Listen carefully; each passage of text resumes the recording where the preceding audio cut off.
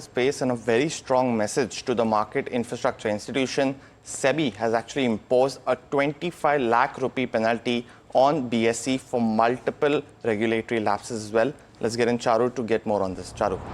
Hi, so the market regulator Securities and Exchange Board of India has imposed a fine of rupees 25 lakh on the oldest bourse in India, that is the Bombay Stock Exchange. And while the amount that has been imposed might not seem to be, exorbitant, the glaring violations here do raise an eyebrow. Because see, for the investigation that took place for a period between February 2021 to September 2022, the regulator found that, the paying clients of the bourse got access to several price sensitive information as well as disclosure related information before regular public. In fact, in 98 out of 100 cases that were examined by the regulator, the own staffers or the internal staff of the exchange got information before the regular public. So the regulator found that these violated the simple principles that everyone should get a fair access to the market. And there were other lapses by the exchange as well, that BSE failed to regularly check broker error accounts, allowed some client code changes without proper checks, and lapses as per SEBI could have allowed brokers to misuse the system.